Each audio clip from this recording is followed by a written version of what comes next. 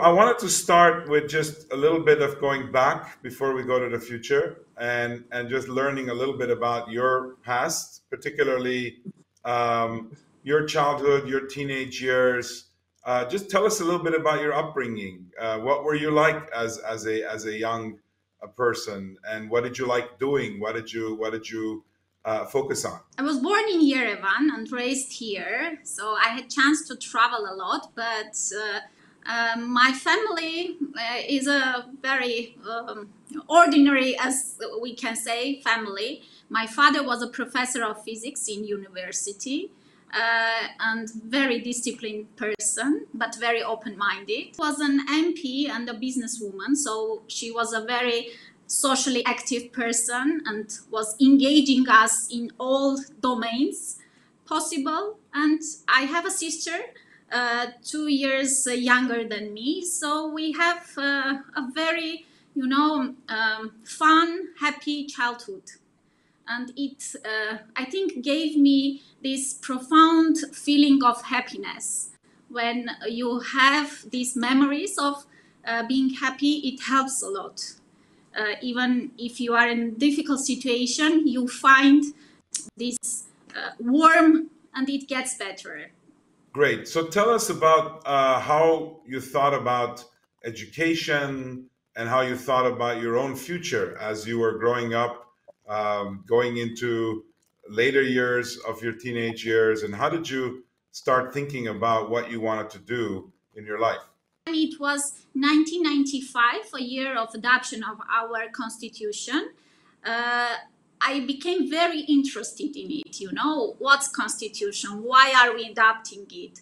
And it's fascinated me that is it so important to have, um, this law, this very important agreement in a society, and what will give it us? So I decided to think on going for legal studies, but my family was thinking that it would be great if I go to medical school. I escaped healthcare, but then I have came back to it very soon. And I'm happy that I have decided to go for law. It gave me uh, some type of mindset and ability to think on matters, on topics, and build my career, even not in a legal sphere, but it helps a lot even now. I'm very happy that I have decided to pursue this career. Yes. So, in a few interviews that I've done, one of the things that I've noticed for people who live through this period of major transition is the way it's affected their lives, their early lives and their outlook. And I'm reminded, those of us who live in the diaspora, many of us are immigrants, and we see fundamental change in our lives, and that shapes us. In my case, I went from Lebanon to Canada to US, and it's really influenced my life. But as I listen to you and I've listened to others, and I wanted you to comment on this thought, I realized that those of you in Armenia who went through the transformation of the system and the country and the independence experienced a form of immigration yourself, because the whole country immigrated from what it used to be to now what it had to become, because all of a sudden it was displaced. I mean, immigration is displacement at an individual level, and in your case, the whole place was displaced, and the same kind of concerns and fear and uncertainty, but also opportunity, seems to have influenced your life. So, can you say a little more about how much that type of displacement, shaped your thinking? It's a very interesting point of view, Noubar, that yes, I was born in Armenia, I've stayed in Armenia and lived my life here. Uh, but Armenia had periods of transformation, very dramatic transformations. And we can say that, yes, in some time areas, we were also immigrants in our own country.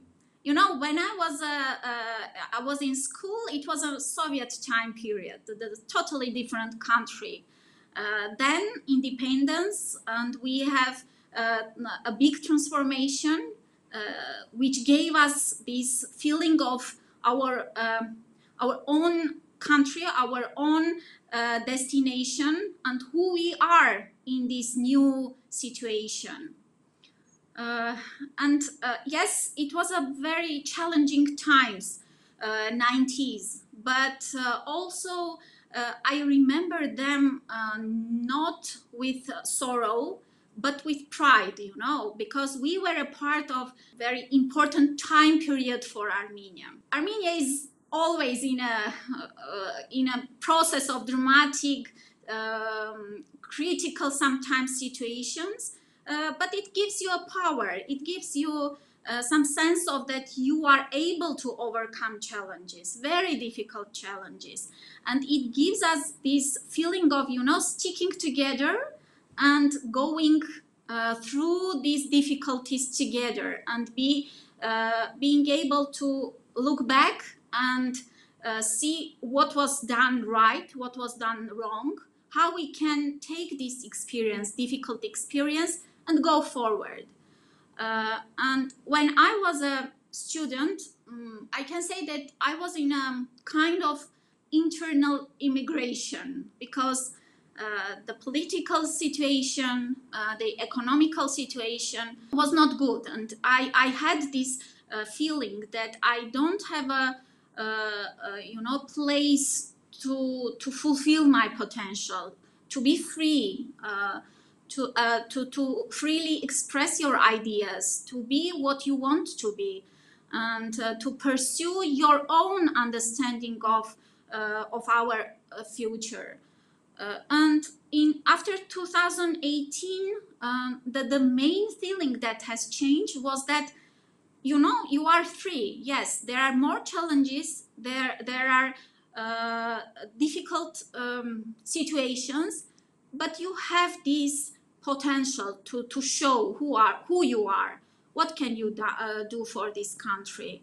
And this is the time of, you know, taking the responsibility. Yes, you are not just not complaining and dreaming, but you can also work to fulfill these dreams for your country. That's great. That's a really great answer. And, you know, it's a little bit, it kind of makes the point that we're all immigrants if we're trying to do something good for the world. And in this case, what you described sounds like from your life experience, you tried to adapt to the country for many years, the new country that was emerging, and ultimately circumstances caused the country to adapt to you or to people like you who wanted it to be a different way. And I think that's also what often immigrants do in new countries, is that they essentially bring about change so that actually the country represents them and not just what it used to be. So it really is, at least in my experience in many different areas, a competition between the past and the future that's forming and the past that's pulling it back. But at the same time, the people, the immigrants who are trying to make that change are in the middle, you know, with these forces. So it's very interesting. Just wanted to tell that I'm also a professionally immigrant. You know, I've came from different profession to healthcare, and I'm the first woman on this position and first non-medical doctor in this position. So it also gives me this freedom of not knowing some things and asking for advice, for being open to all people, giving their understanding of how we are going to go as a healthcare. Yeah, no, it's perfect. And in fact, as you know, I mean, that's one of the most powerful ways to make progress, is to remain humble. And one of the ways to be humble is to do things that are new, which remind you that you're not an expert, but experts don't necessarily make change either. And so you really need this combination of experts and non-experts to create novelty, to create change. So that's what you've experienced. You spent some time being a legal advisor for government institutions and then an NGO. And that kind of legal experience and policy experience eventually led you to the healthcare space in Armenia. So how did that happen? I worked in a pharmaceutical industry, and I've started from legal advisor.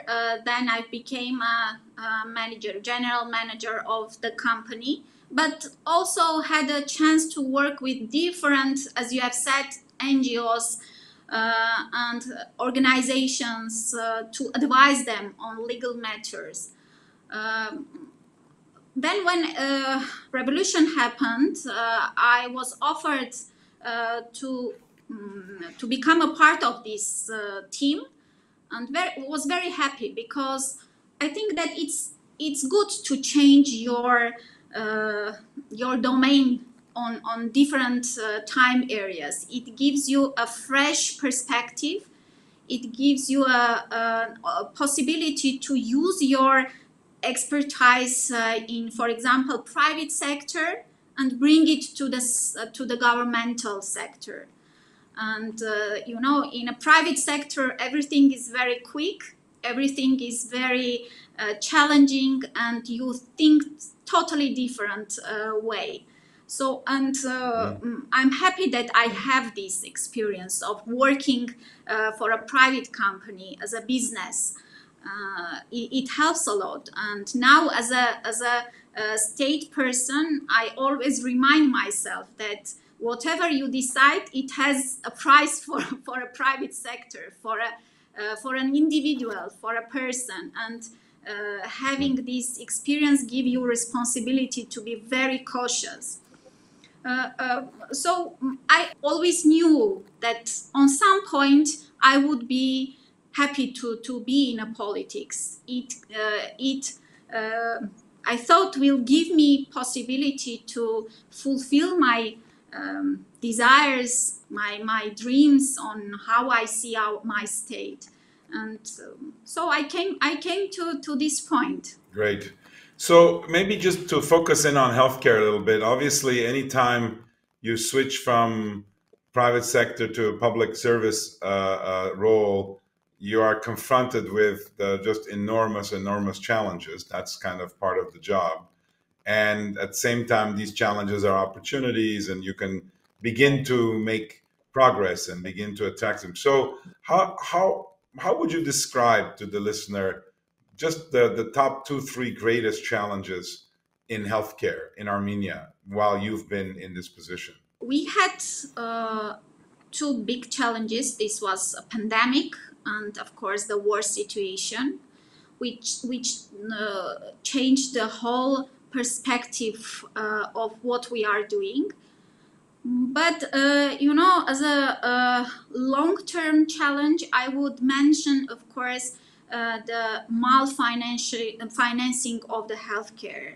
Many years, healthcare in Armenia was not a priority in the government, and for spending more financial resources to build accessible accessible care with which will provide also quality, not only the quantity of care, but also the quality of care. So we work on it very hard to change the focus and put health on a very high position as a priority. Of course, pandemic changed not only in Armenia but also globally the understanding of health as a security matter, that we need to invest in health systems in a quiet times, so we will be prepared for pandemics, for different critical situations in future. And the second one, the focus of treatment and not the keeping people healthy. This is also a very big challenge. When you focus only on treatment, you will be always go behind the time and behind the challenges. So we need to change our efforts also to prevent diseases and to invest in healthier population. Also, the problem of educated, skillful workforce and people, human resources, I think, are the most critical part of our progress, that we need to have more people who know how to do things, who are dedicated to the matters, and this is my challenge. I know you mentioned that in many ways Armenia isn't alone in facing these challenges, and I know that you've also participated or participating in the World Health Organization in trying to bring together the experiences of different countries and different approaches. Tell us a little bit about how it feels to be from Armenia but part of the WHO in those international meetings. It must be a special feeling, just like when Armenia first participated in the United Nations and different international bodies, now in the health sphere. Tell us a little bit about that.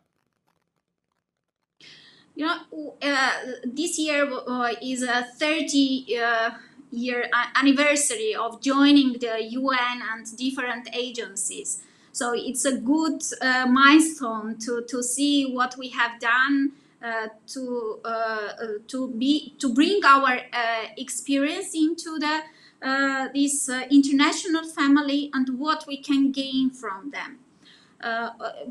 These 2 years we have tried to be more engaged in these organizations, be more proactive and work hard not only to get from these organizations, also to share our experience, because I think that we have very good success stories also to share them. To show how we, as a small country with limited resources, with huge challenges, deal with healthcare challenges. Armenia had done a very good progress, for example, in immunization, child immunization, in child mortality rates, and there are many areas where we have done a progress, and we can share these success stories. It is also good, it's a big network. It's ministers of health from different countries who come together to share thoughts, ideas, and you gain a lot from them. It's also an honor, present your country, to speak up about your country, and bring the your country's interests in these organizations. You need to be proactive for promoting your country, for going more tight bilateral cooperation. So this is the vision that I see. We need to be more proactive in gaining and also for providing. Yeah. So we talked a little bit about the connection to the world and an international organization. We have an unusual existence as Armenians, because not only are we in the international sphere, but we have an intranational network all around the world as well, inside our nation.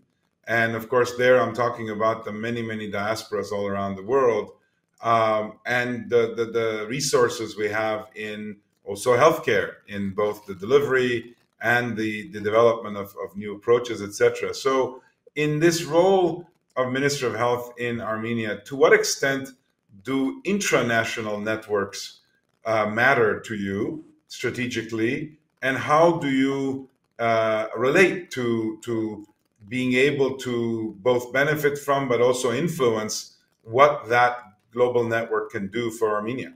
It's an important and good question. As you have said, it's a big resource, but how to use it, how to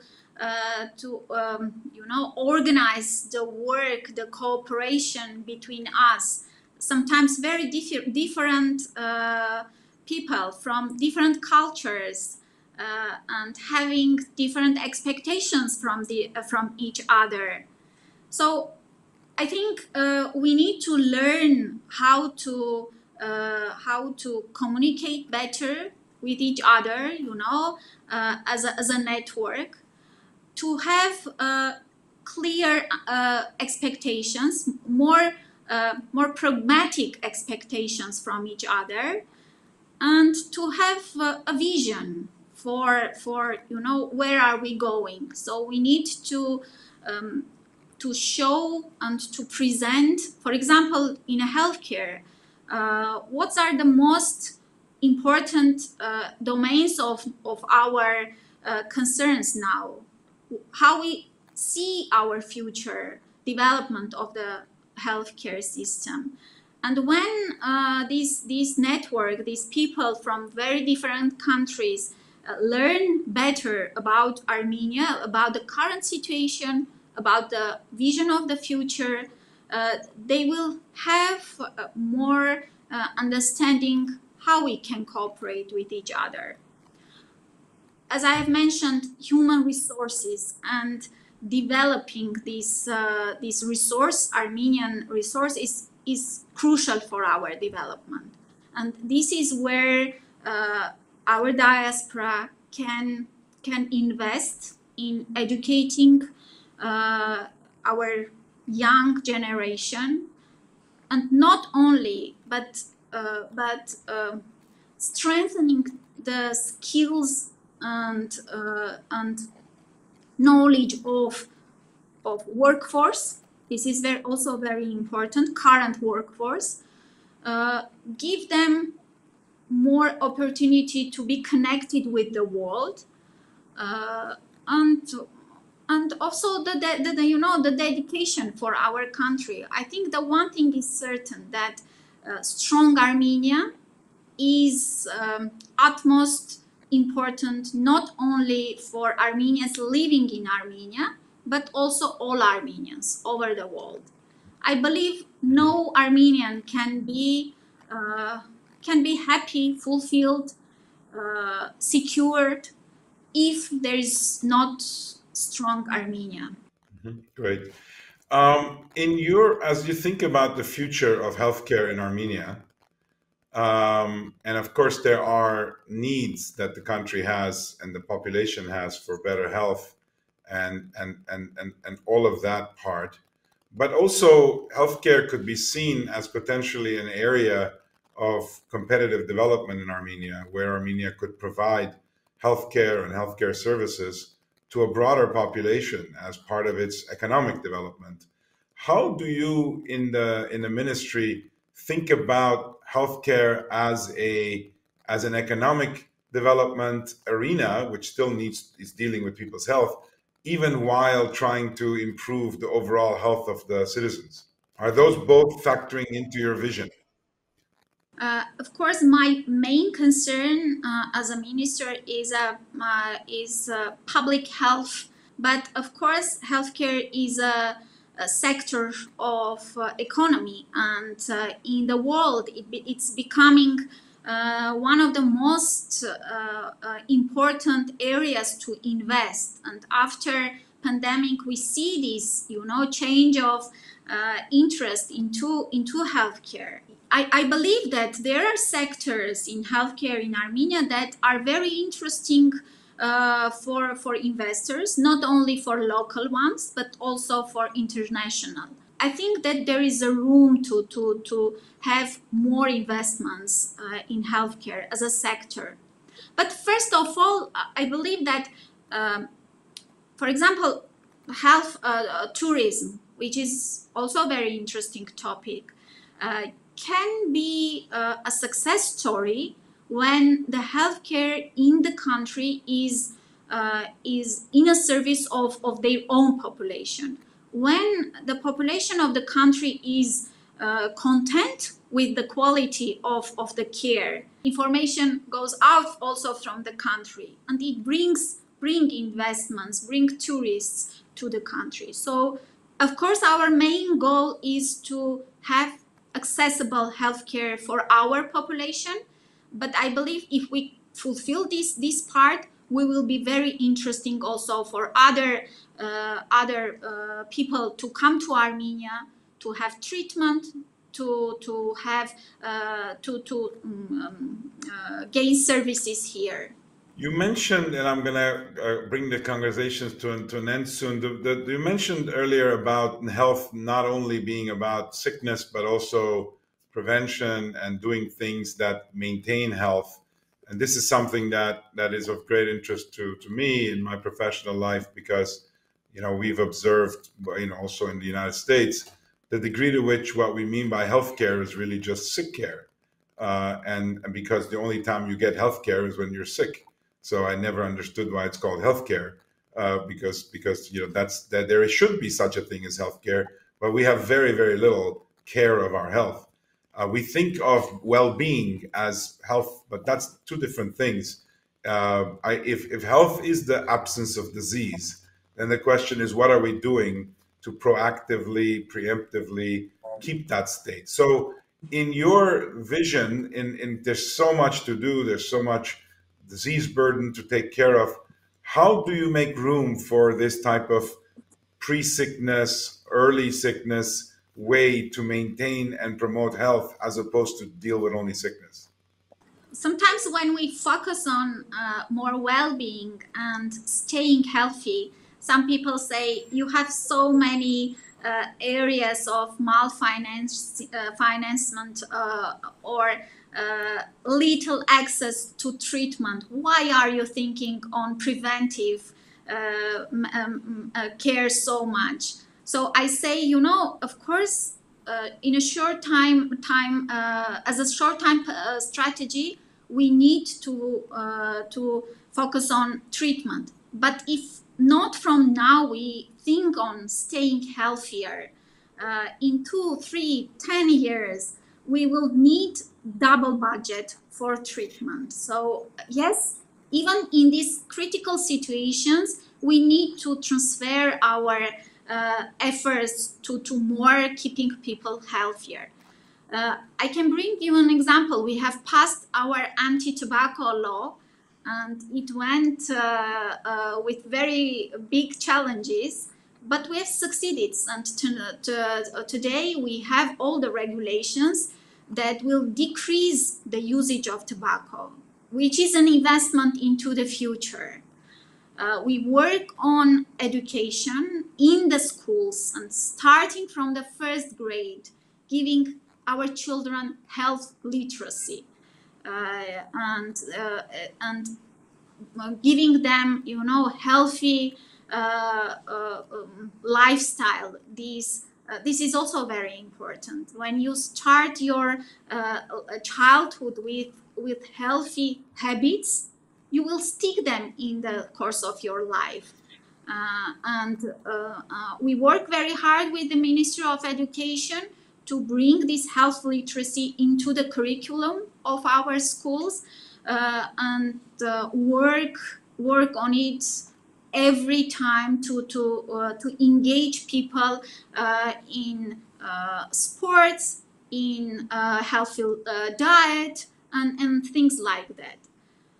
So yes, if we don't work now on keeping our population healthy, it will bring us to a point where our economical potential as a country will decrease in a matter of years, because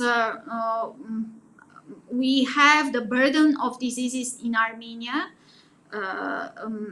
which does not allow us to fulfill our potential till 70 years, 75 years fully. So this is important investment to work on. I know that even the developed countries have difficulties to, refocus of this matter, but we need to work on it. Well, no, I commend you on passing the law on tobacco. I also think it's great that you're proactively thinking about how to make room for the future, even while fighting the fires of the present. That's the biggest challenge in government, the biggest challenge in leadership, is that the present is so preoccupying that it's very difficult to do things that also make the future better. And I would observe, as I'm sure the listeners will, that perhaps partly your lack of spending the last 20 years in healthcare has given you a different perspective and a respect for your responsibilities towards the future, and not only what can you do for the immediate present, given the role you have. Because if every healthcare minister essentially delays the future and only focuses on the present, then the job gets harder and harder, as you said, and the costs go higher and higher. And that's what we've been experiencing in the United States. 20% of the GDP is spent on health. 10 to 15 years from now, that number may become 30%. I mean, that will bankrupt any country. And so I really encourage you to continue to make the case for future. It's difficult. It's difficult with limited budgets. It's difficult with competing priorities. But in every ministry, but especially in yours, I mean, this program is called kind of more in a soft way, Ministry of Future Affairs, because we've observed that the future usually has no ministry. It's usually the present, which is the preoccupation. So I'm very happy to hear you talking about the future. So just on that note, maybe just to kind of end our conversation, give us your view of what you might imagine 20 years from now healthcare to look like in Armenia through your efforts, through the efforts of people who follow you. What do you have in your imagination? It's always good to dream, I believe that having all the population covered by the universal health coverage and giving people the sense of security that their health and their well-being of their families are meted, and also the quality of care. I believe that we need to work more on it, and having better health outcomes, not only spending more and more on healthcare, but spending wisely and having better outcomes. Focusing on next generation, giving them the resource, the ability and the knowledge how to appreciate this resource of health, and thinking about their health not when they become sick or when they become old, but in duration of whole lifetime. So this is a resource, our health, that we have, and we need to invest and appreciate it into it. This is important. Of course, for Armenia, I see that security is the most important thing that we've all concerned, and I hope that we will have more stability for our country, for our region, and we'll have opportunity to think not only for a survival, but for creation of things, of having this capacity and room for dreams, for work, for love, for friendship, and I believe that we will have it. Yeah, super. Well, that's a great way to end it. I mean, in my own terminology, it's always a journey from surviving to thriving, and the present causes you to worry about things that involve surviving, especially when you're under threat all the time, as we are in Armenia. But the future has to preoccupy with thriving, because the only way to get out of the mode of constantly surviving is to start building ways to thrive, which is what you're talking about. Thrive not only as a country, as economic, but individuals, and give them the liberty and the tools with which to express themselves. So look, it's been great to have the discussion. I'm very happy that you were willing to join us, and you have served as an inspiration to young girls and boys who are in your shoes when you were studying, I'm sure, to follow this path and get engaged, especially in public service, so that the country can advance. Thank you so much. Thank you very much. It was my pleasure